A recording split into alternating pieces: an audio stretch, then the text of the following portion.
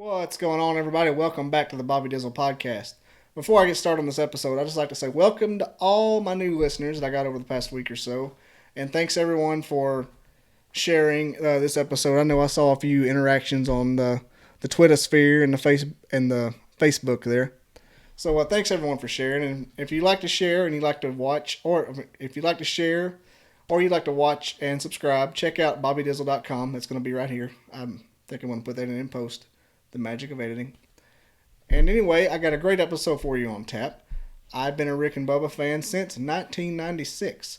Even have an autographed picture of him here from 1996. And when one of their recurring characters, Mr. Garry Vines, agreed to be on my show, I was pretty excited. And if you don't know who Garry is, he is a property manager, prankster extraordinaire, and expert turkey hunter from Chilton County. He's even on record for shooting the state record turkey in Alabama. So if you like pranks, if you like the Rick and Bubba show, if you like comedy, or if you like turkey hunting, this will be the episode for you. So without further ado, let's not wait any longer. Let's get to Garry Vines. How about it?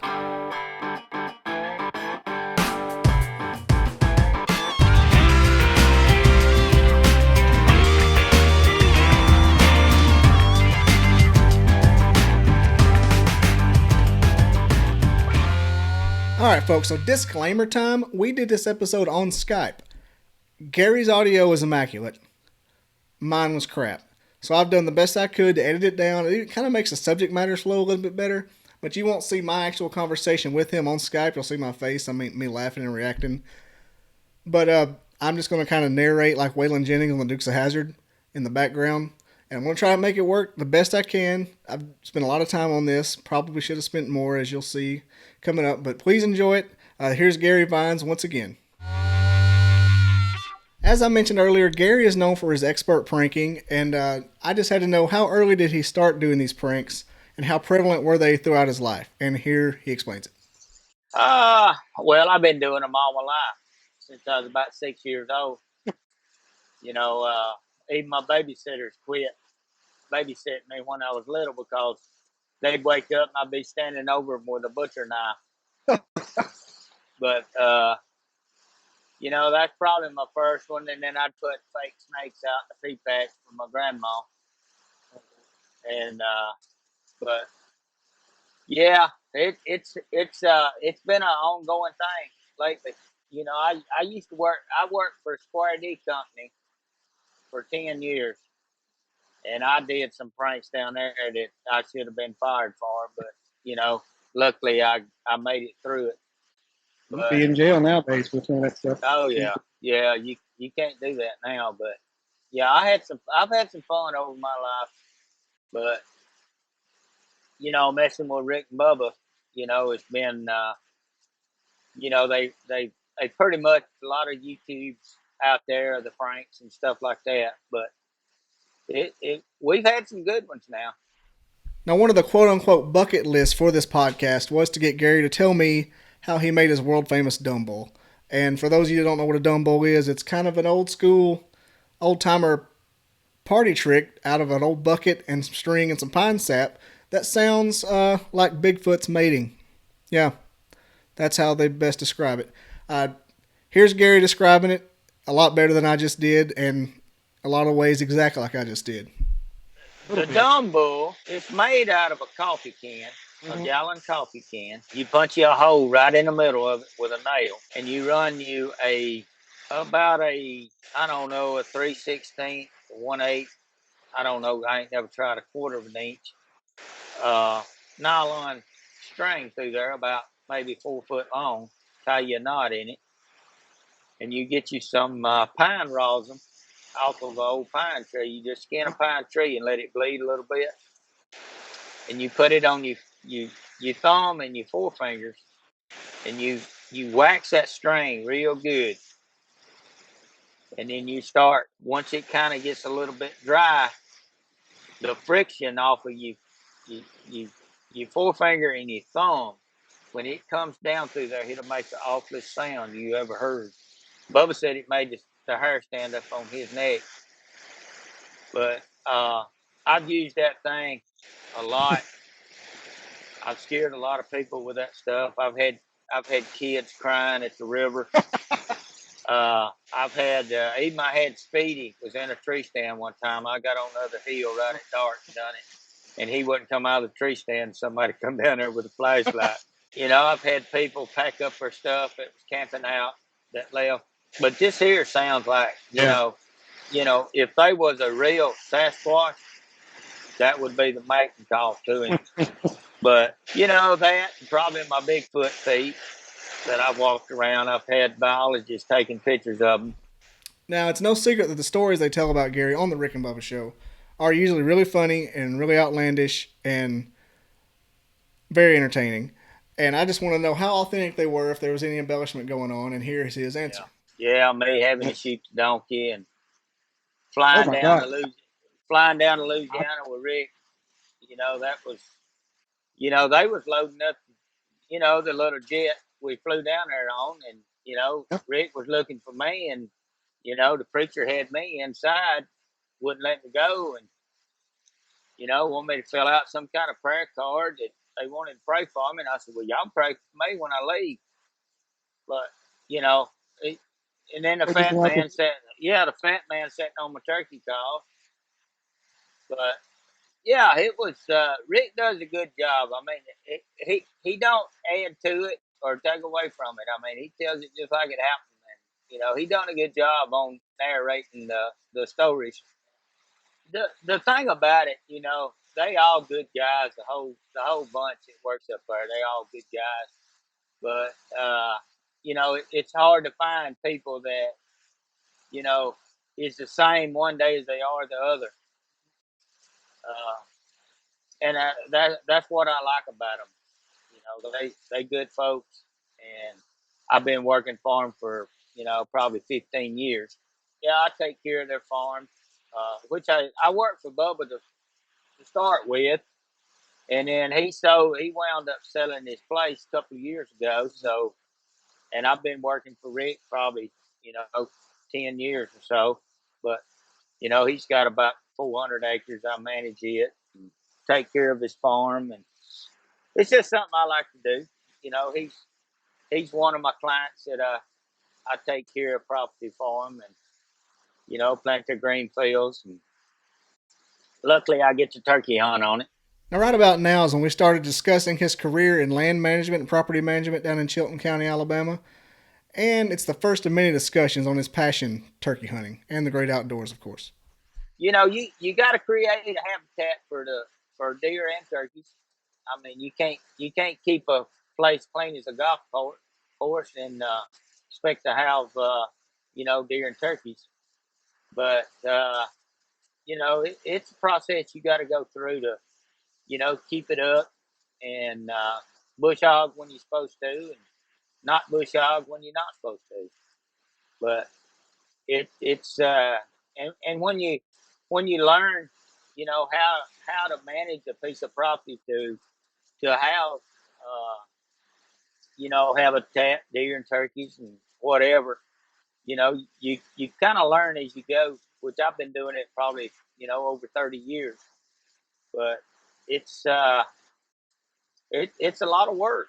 But I tell you, we put out a lot of protein for these deer, and which the turkeys eats it too. But we got feeders. A couple of weeks ago, I put out, I think it was 6,000 pounds. That'll last about 2.5 to 3 weeks on one place I manage, and then there you go. I order at least 10 pallets at a time, which is that's 20,000 pounds. So it don't take long to use it up when you got a big deer population. It's a fun job I got. It turns into work a lot of times, but I enjoy doing it. I enjoy keeping up folks' property, and a lot of people like Rick and a couple more that I work for. You know, they want to leave their job or whatever and come down there and not have to do anything. They want to go hunting, or they want everything in check. So I try to do that best I can. But well, I do a lot of upkeep on. I build. cabins and, stuff like that. And, do the upkeep on their farms, which is, turns out to be a pretty good job. I don't deer hunt like I used to. I might average killing one a year if he's a good one to be mounted. But, when you're out there every day and you see the deer, I mean, I've had deer me going to the feeder to fill up the feeders that would follow me to the feeders. You know, I, I just got to where I just really don't want to shoot them. I've got some stuff on my Facebook and Instagram where I'd be plowing a field and, a doe would come out there, walk right behind my tractor, and look at the feeder and look at me and wonder when I was going to put the feed in. But it's, I don't know. But I enjoy what I do. I enjoy turkey hunting more than I do anything. I've always heard from a lot of people how addicting turkey hunting was. I've never been turkey hunting. I've been deer hunting a ton of times, and I thought it was addicting, even though it's obviously nothing compared to turkey hunting. And Garry explains how addicted to it he actually is, and what kind of strain it may or may not put on his personal relationships. Oh yeah, you need to have a good wife, a good job, because you ain't gonna lose both of them. It is addictive now. I go just about every morning till I kill my 5, and when I do, I either go with somebody else or film for somebody else. But after I killed a state record in 2012, he was had 2-inch spurs on him, which was the state record. I think it beat out somebody held a record. I think for 38 years till I killed that one. But he was a good bird. But I was lucky to kill him with my call that I started making. And I sell a good many of them every year around turkey season. It works off of a piece of marble. Yeah. Oh, really? I cut my marble. I hand make all of them. I mean, they're all they're not cut out on a CNC machine, but they're handmade. And to me, this coming year probably my 42nd year of turkey hunting, and it's probably the best call I've ever had in my hands. I've made a lot of box calls, but this particular call that I make now, it's the best call I've ever had, and probably it's the only call I ever take in the woods. Well, it's a good call. I don't advertise a lot because about the only advertising I do if I'm on the show with Rick and Bubba or you know Dan Moultrie, he mentions it some, but Dan uses it. I got a lot of people, big names that uses it, but they're affiliated with different call companies and really can't talk about it. But now McCall's Mr. Vines is such an avid turkey hunter. I wanted to know, had he ever achieved the Grand Slam of turkey hunting in North America? The Grand Slam is, of course, killing all 4 North American species. Eastern, which is down here in the south. Osceola, that's down in Florida, which is also south. That's weird. Rio Grande, that's down toward Mexico, Kansas, Texas. And the Merriam, which is around the Rockies, Colorado. I'd just heard of that. I'd heard of the first 3, but I don't know why I've never heard or remember the last one. Anyway, it's killing all 4. That's considered a turkey hunting grand slam. And here is Garry's answer to that question. No, I really hadn't. I'll tell you the truth. All the turkeys I ever killed, I probably hadn't killed over 2 out of Chilton County, Alabama. I have people that invites me to Kentucky, Tennessee, Georgia, Florida, Mississippi, Texas, everywhere. But, I can't leave a turkey and him gobbling to go somewhere else. I just, it's hardcore now. I'm telling you, when you get in it like I've got it, it's actually a sickness. My wife says a lot. Says I can't understand why you got to go every morning. Well, it's not the killing of a turkey. It's getting out early, seeing the sunrise, and enjoying nature. I don't go every morning to kill a turkey. If I do, that's fine. But I just enjoy, hearing the wood wake up in the morning and just enjoy myself. And a lot of times I go right by myself. I got my little GoPro or my little Canon camera that I take, and I just enjoy it. I mean, it's just something that, and if you're a true turkey hunter, everybody knows what I'm talking about. But you got to, you got to take care of what you got. That's the reason I hunt, several different places. And So, a little backstory: I've done all my hunting in North Alabama, more specifically Jackson County. A lot of mountains in Jackson County. Most of my family land has mountain and ridge, rocks and rattlesnakes on it. So I've done most of my hunting on rocks and mountains. And what hasn't been rocks and mountains has been bottomland. So I just wanted to know, since Garry was closer to South Alabama, what's the terrain like down there? Uh, Apparently, it's a little bit flatter in South Alabama than it is in North Alabama, obviously. So yeah, it's in Clanton. Clanton's, Oh I yeah, guess, their you county seat, but uh, they are some hills up here now. But it's not like hunting in North Alabama or up around Tennessee. But you know, the hills we got, sometimes I have to stop halfway before I get up there. But if you go down the interstate before you get to the Jemison exit, all that land to the left, starting about the 224 or something like that, all that to the left is, I've either worked on that land or hunted it. That's mainly where I stay. And then Rick's property is down there close to the exit. But I've never hunted. Now I've met some folks, being on the show that's sends me friends requests, which I just noticed today I can't get any more friends requests on Facebook because I've done reached 5,000. I'll go You take know, mine off there. We can get somebody else to reserve it. well, I, well, I've had people tell me that, but you know, I try to accommodate anybody. If I can help anybody, I'm gonna try my Okay. best to do what I can do.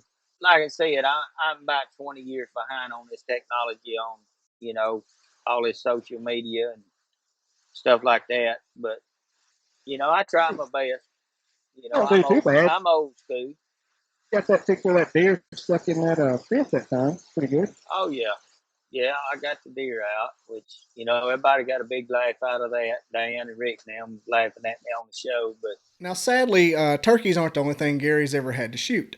Those of you who aren't familiar with the story from the Rick and Bubba show, one time Garry had to shoot a donkey about 27, I think he said 27, 28 times with a couple of pistols. A 38 wouldn't do it, so he had to go to his Glock 40.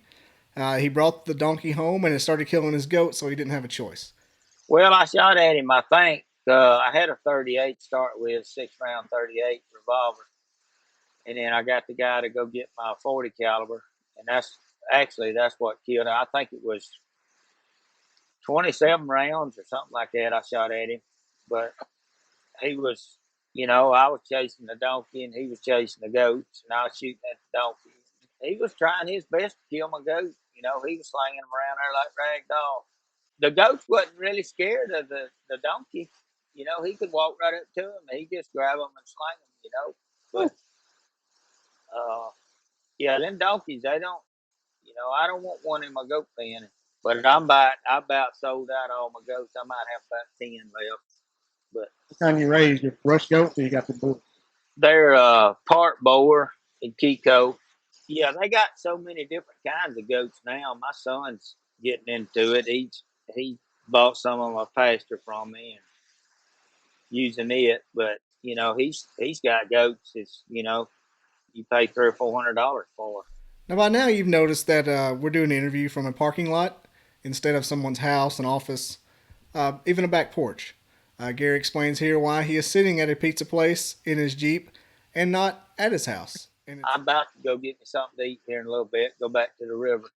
I don't, it amazes me that we can send somebody to the moon and do all of this stuff that all these people does that knows what they're doing, and we can't even get a phone service down on the river. It's on the Coosa River. I'm right between Jordan Dam and Lay Dam. I'm shocked because up here at Lake Guntersville, there's service all over the place. Well, I don't know. It's sometimes I have to get out there and hold two fingers up so you can get a signal, but it's not really that good down here, not on the river. It's kind of a it's kind of a, I wouldn't say a backwoods place, but we got a lot of country folks down here, which I enjoyed. I was grown up. I grew up here and lived here all my life. And I've seen a lot of changes over the last 20 years.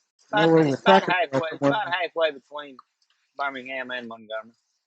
All right, yeah, so I know there's a Cracker Barrel somewhere around that peak, so we stopped at it more than once.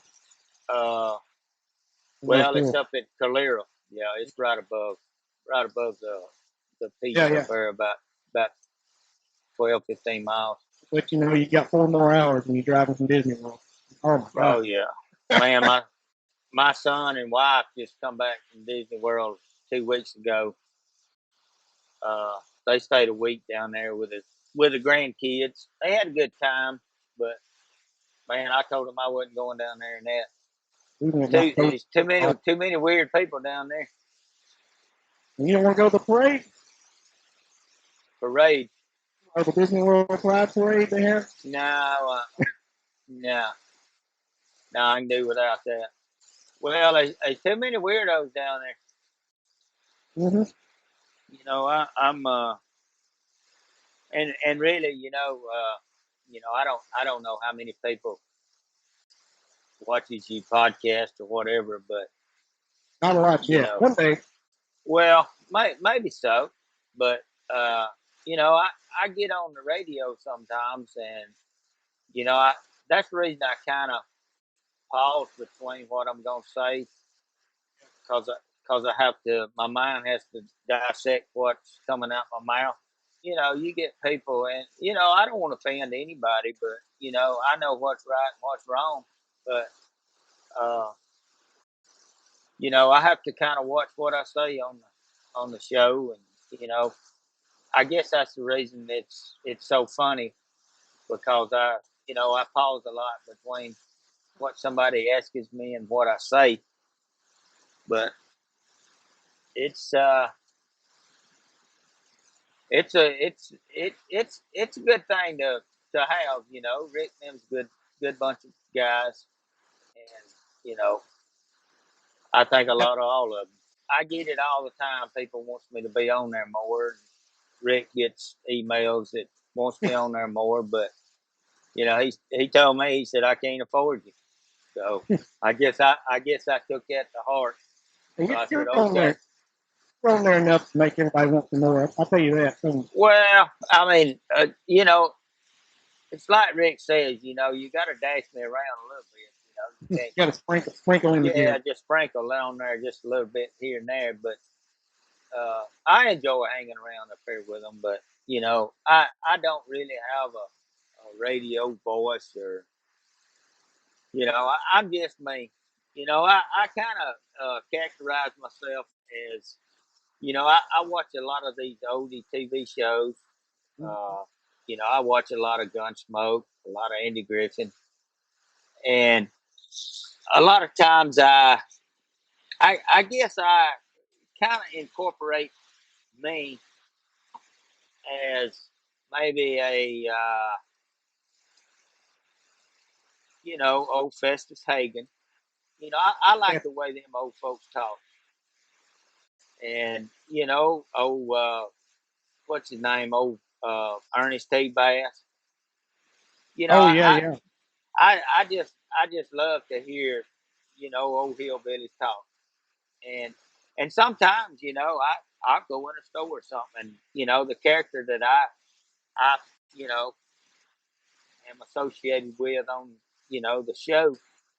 Sometimes I'll go in there and I'll say stuff that it's like walking in there with your pant leg and stuck down in your sock. People don't they don't think of much of you. But sometimes I'll make a goose, and it's hard for me to get out of the character sometimes. Which I love it. I used to work with this guy. His name was Garry Bailey. He's from Arab. And Yeah. that day you made that joke about your buddy's granddaughter, he called me at my desk. Oh yeah.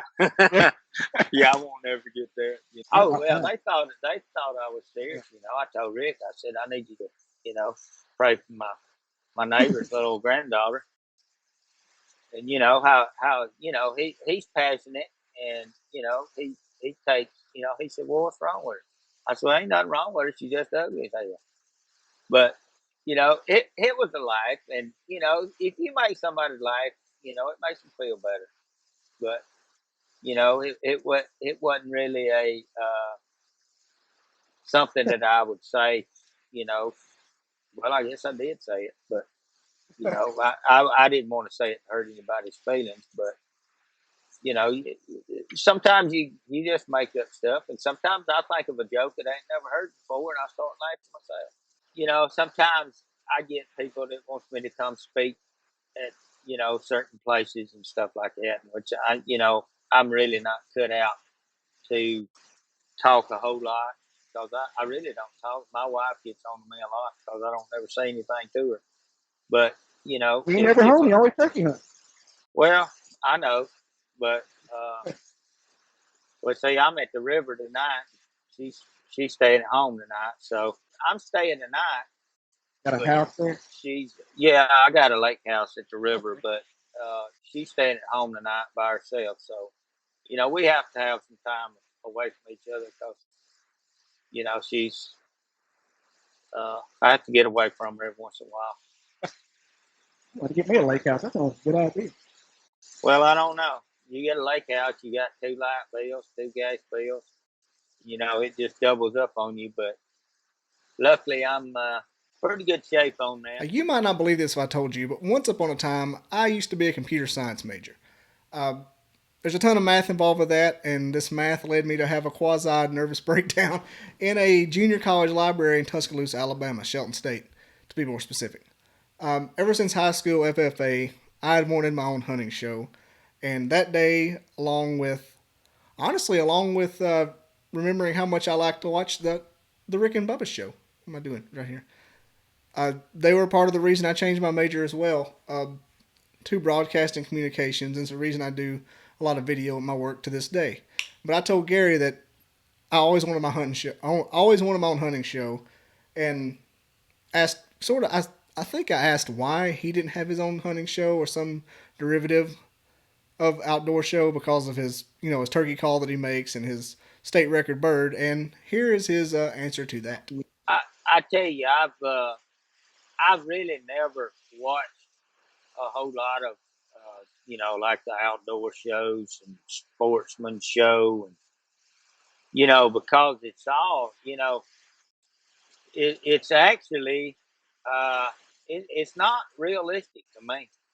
I mean, don't they go to those big ranches in Texas and stuff? I mean that's fine if that's what you want to do, but I've never hunted in a high fence and probably never will. But you just said a few minutes ago about how you feeding deer just in the random wild come to you. Can you imagine how they are in those high fences? Oh yeah, you have to beat them off so you can get a bucket in there.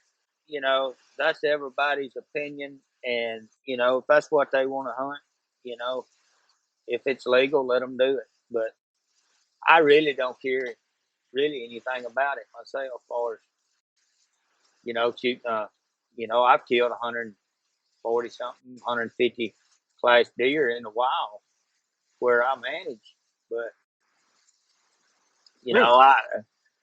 I've never killed anything on.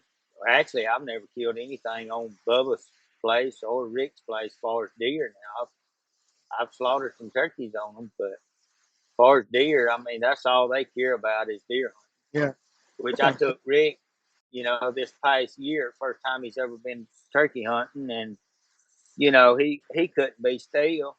It's like taking just like I said on the radio, it's like taking a 300-pound 8-year-old. He just couldn't be still. Oh yeah, I looked over there one time. He had his gun standing straight up. You know. You may not know this, but turkey hunting is done in Alabama in the spring. And you know what else is around in the spring in Alabama? And that's old Mr. No Shoulders, the snake. More specifically, in the woods, copperheads, rattlesnakes, and a ton of non-venomous snakes. And I just asked Garry, you ever had a snake crawl across to you while you were turkey hunting? Because it requires a lot of sitting still and not moving for long periods of time. I have really. You know, it's been several years ago. I've had I think one was like a rat snake, which I never messed with him. He crawled across my foot, but I've killed a few cottonmouths and rattlesnakes, but they don't really bother me as long as I see them. I make sure where I sit down, I ain't gonna sit down on one. But Well, yeah, obviously. oh yeah, now I did back about I don't know. It's been probably 20 years or so. I got bit on the finger with some type of a spider in the woods, and I had to go to the doctor 3 times. I thought my finger was going to run off, but Really? Like a black widow or a close or something? oh yeah, it was something bad. I mean it, and I never did even feel it bite me. I just had a big thing come up on top of my finger, and I went to the doctor, and man, he gave me a shot in the back end that man, I just seen you cut my finger off. But yeah, that's about the only incidents I've had for us. I've failed a few times or, throwed my knee out, stuff like that. But I used to hunt. I've hunted out there when, it'd be coming up storms, thunder and lightning, me sitting there on a big tree or something. I won't do it anymore, but, if it's raining, I usually won't go. But if it's not raining, I'm going to be in the woods during turkey season unless I've, limited out or something. But A turkey a lot like deer in that if it's been raining for like 3 days, they'll come out and grow. Because I know deer, when it first starts raining, you can't get them to move, but after 3 days, they'll come out oh and grow. yeah, you take after a rain, a turkey, a lot of turkeys they'll just walk the old road, But Mm, uh, almost like it makes them I stupid. don't really, there's very few people that hunts like I do anymore. If I got to sit on the green field to shoot one, I'd rather not even go. If I can't call that joker up and him gobbling, that's the sport of it. Mm-hmm. That's the game. Is him play the game with you. But if I got to sit there and ambush a turkey, I just soon stay at home. If that's the I only feel way I could kill one, because I do it for the thrill of it. And the sport of the deal is called a turkey too. Uh, but if you got to crawl around on your belly and ambush one, I'd rather stay at home. And really, they still a lot of people that hunt like I do, but this I new didn't. generation that comes Yeah. up, and I just they a lot of people that kills they may kill 3 or 4 or 5 a year if it's legal, but they really can't get the actual the joy out of but when, the joy out of calling one up and shooting him, and that's really what what keeps me going during turkey season is playing the game with that bird. Hearing that And drumming. if I don't shoot him today, I might get him tomorrow.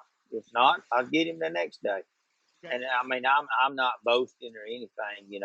I'm just telling you the fact. You know, this new turkey call that I've come out with, it sounds more realistic than anything I've ever heard in the woods. And if a turkey hears it, they come. I mean, he'll call hens, gobblers, he'll call them all up. But uh, I just sometimes I feel sorry for the turkeys. You gotta leave some for seed now.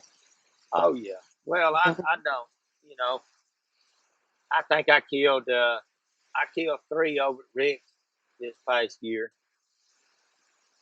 and I think there was about 6 or 8 gobblers left over there when I killed my other 2 over at the other place I hunt. But yeah, you got to take care of what you got. I mean, you can't go in there and just slaughter everything you got just cause they're there. A lot of people don't understand. You need more places than one place, at least a turkey hunt, because you got to let them. It's like deer. You got to let them grow. I mean, if you gonna kill all 2-year olds, I mean that's uh, I don't know. It's just anybody can call up a 2-year old just about. But the first year that I hunted with my turkey call, the first 2 years, in them 2 years, I killed 6-inch-and-a-half spur turkeys within a mile of one another, and that's killing old turkeys. When you get 1.5-inch spur turkeys, they are 5-6-year-old turkeys. But now the last year, I think the longest spur I killed last year was like maybe 1.25 inches, which you know maybe we'll get some longer spurs. Now, ladies and gentlemen, this is truly the moment you've all been waiting for, the story of Old 2-Incher. This is a story of how Garry shot the state record bird in Alabama, and I truly appreciate him being on the podcast to tell me this story. It was a real honor to hear it. Garry, if you're listening, thank you so much for being on this podcast. I know it's been a few months since you recorded it, and I'm sorry I took so long to put it up, but thank you again, Mr. Vines, for being on this podcast, and here's a story of how Garry Vines killed the state record bird in Alabama. I killed that thing at about 7:15 on April the 15th of 2012. And when I shot him, I went down there and looked. I mean, he was a tough old bird. I killed him on a Sunday morning.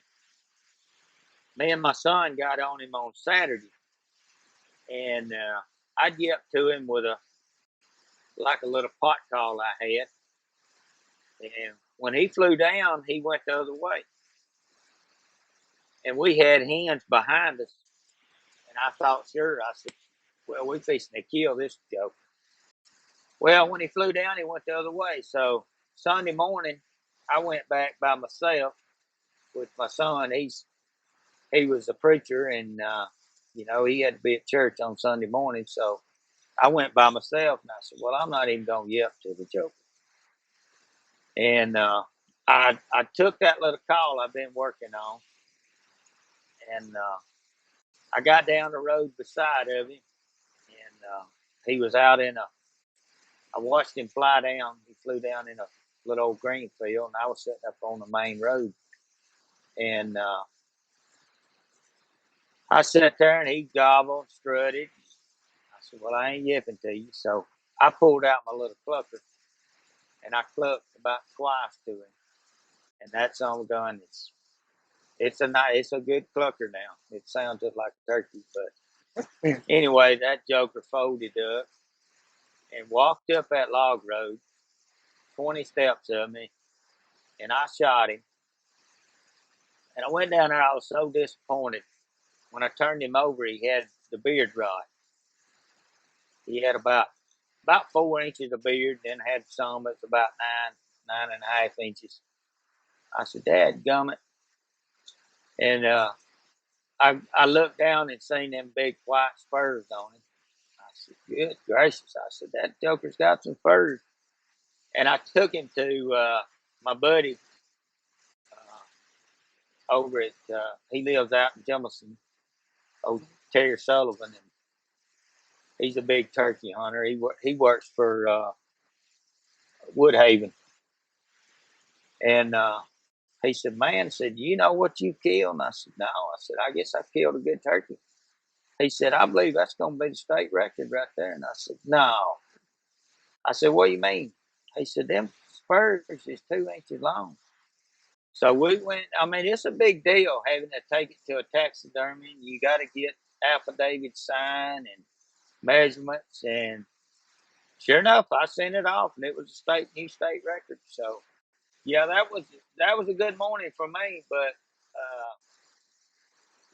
I didn't have any idea. I didn't know what state record was, which I'd been hunting for 30 something years, and I never looked at records. I just killed my turkeys and took them home, cleaned them, put them in the freezer.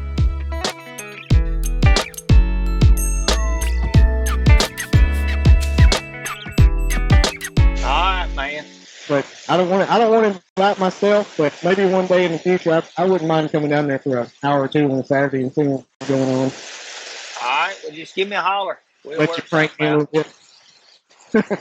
All right, Oh, man. yeah. Have fun. Thanks a lot for being on, and I'll talk to you later. All right, man. Take All care right, of see yourself. All right. All right. Bye-bye. It's the Bobby Dizzle Podcast.